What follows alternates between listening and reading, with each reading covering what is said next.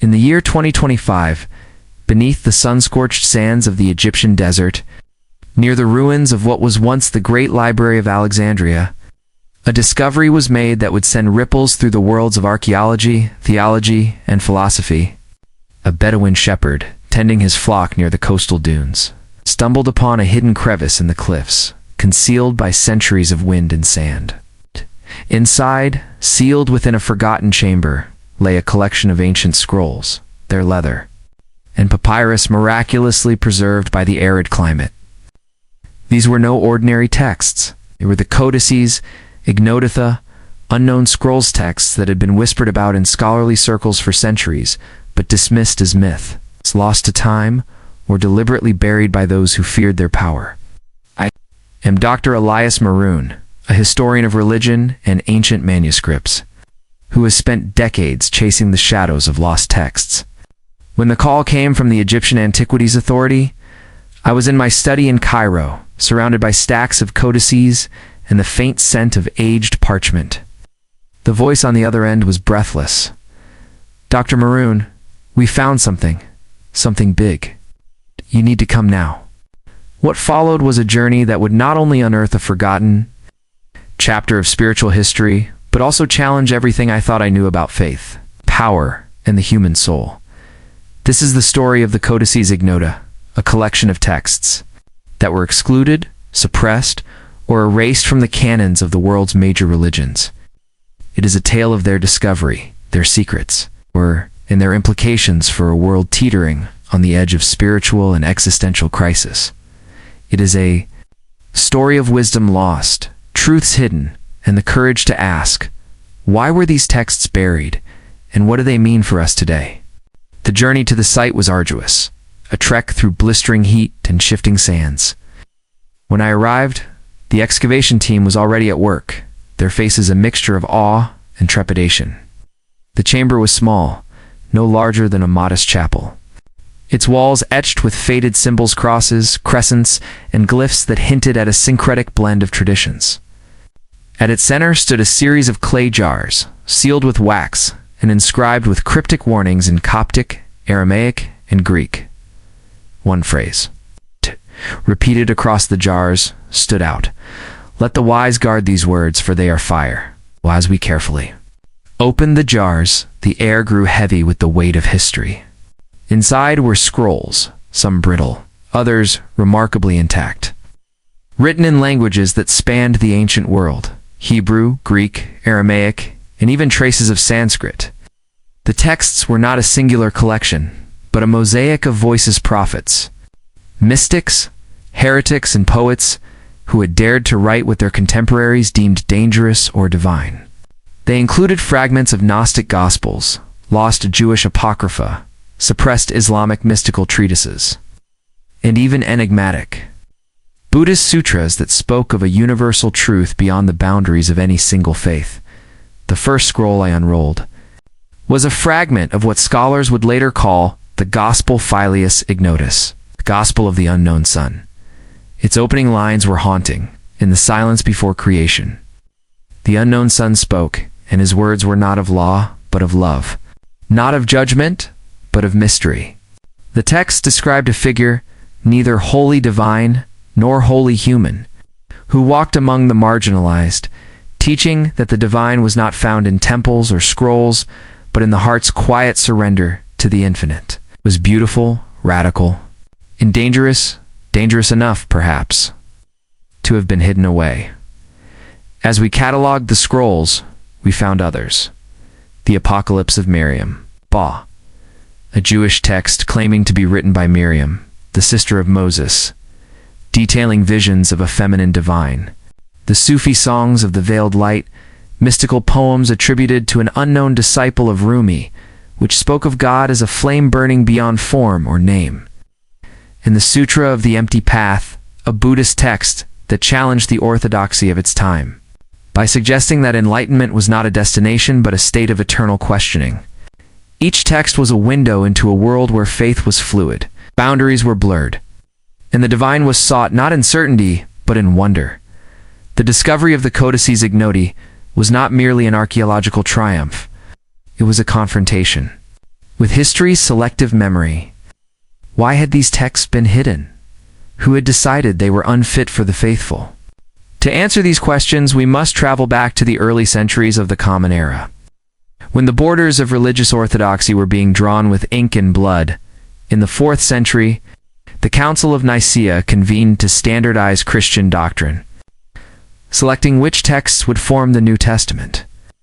Gospels like those of Thomas, Mary Magdalene, and now the unknown Son were excluded, deemed heretical for their emphasis on personal revelation over institutional authority. Similarly, Jewish leaders in the Second Temple period rejected texts like the Book of Enoch or the Apocalypse of Miriam for their esoteric visions, which challenged the centralized authority of the priesthood. In the Islamic world, mystical writings like the Sufi songs were often suppressed by Orthodox scholars, who feared their ecstatic language could undermine strict monotheism. Even in Buddhism, texts like the Sutra of the Empty Path were sidelined for their radical insistence on questioning dogma. The reasons for exclusion were complex. Some texts were deemed too mystical, too inclusive, or too subversive, threatening the fragile unity of emerging religious institutions. Others were suppressed to maintain political power. Empires needed unified doctrines to consolidate control. And texts that celebrated individual spiritual experience or challenged hierarchies were inconvenient. Yet as I pored over the scrolls, saw another pattern. These texts were not rejected for falsehood, but for their intensity. They demanded too much of the reader, not blind obedience, but fearless introspection. They asked questions that orthodoxy preferred to answer with silence. The Codices Ignoti were not merely excluded. They were buried, hidden in a chamber, sealed with warnings, as if their words carried a power too great for the world to bear. As we translated the scrolls, their voices came alive, each one a thread in a tapestry of forgotten wisdom. The Gospel. Filius Ignotus spoke of a divine presence accessible to all, not through priests or rituals, but through the act of listening to the still voice within. It described a world where the outcast, the leper, the prostitute, the foreigner was the true bearer of God's light. This was a radical departure from the hierarchical faith of its time, and I could see why it was suppressed. It gave power to the powerless. It's a dangerous proposition for any institution. The Apocalypse of Miriam was equally striking. Written a poetic Hebrew, it described Miriam's visions of a divine feminine, a mother of the waters who guided Israel through the wilderness. The text challenged the patriarchal narratives of the Torah, elevating Miriam to a prophetess equal to Moses. One passage read, "She who sings by the sea knows the heart of God, for her voice is the echo of creation." In a world where women's voices were often silenced, this text was a rebellion, a cry for recognition that could not be tolerated by the religious authorities of its day. The Sufi songs of the Veiled Light were perhaps the most poetic of the collection. Written in flowing Arabic, they described God as a lover whose face was hidden yet ever present. One verse lingered with me: "Seek not the face, for it blinds. Seek the shadow, for it reveals." These poems suggested that God was not to be confined to dogma, but experienced in the dance of paradox and mystery. Such ideas were anathema to the rigid scholars who sought to define Islam in the early centuries. I could imagine the scrolls being hidden to protect their authors from persecution. The Sutra of the Empty Path offered a Buddhist perspective that was both unsettling and liberating. It argued that enlightenment was not a state to be achieved, but a process of letting go of all certainties. The path is empty, yet it leads. The seeker is lost, yet she is found, it declared. Rejection of fixed doctrine would have alarmed the monastic establishments that sought to codify Buddhism into a structured religion. Together, these texts formed a chorus of voices that refused to be silenced. They were written by those on the edges, women mystics, outcasts who saw the divine not in power but in vulnerability, not in answers but in questions. Their exclusion from the canon was not a judgment on their truth, but a reflection of the fears of those in power. As news of the Codices Ignoti spread, the world reacted with a mixture of awe, skepticism, and unease. Scholars debated their authenticity. Theologians questioned their orthodoxy. and seekers flocked to Cairo, hoping to glimpse the scrolls that promised a new understanding of the divine. The deeper question was this: what did these texts mean?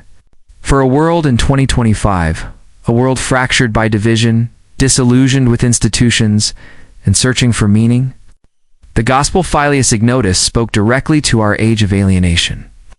In a world obsessed with status and success, its call to find God in the marginalized resonated deeply. It challenged the megachurches and social media influencers who preached prosperity while ignoring the poor. It asked us to look beyond the noise of modern life and listen for the still voice within. A message that felt both ancient and urgently relevant. The Apocalypse of Miriam found an audience among those advocating for gender equality and the reclamation of women's voices in spirituality. Its vision of a divine feminine offered a counterpoint to centuries of patriarchal theology, inspiring new conversations about the role of women in faith traditions.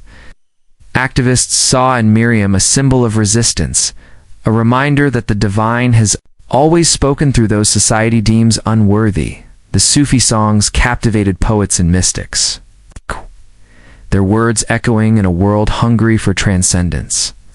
In an era of rising fundamentalism, their call to seek God beyond form or name was a balm for those weary of dogmatic battles.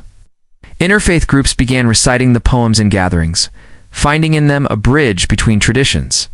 The Sutra of the Empty Path appealed to a generation disillusioned with materialism and rigid ideologies.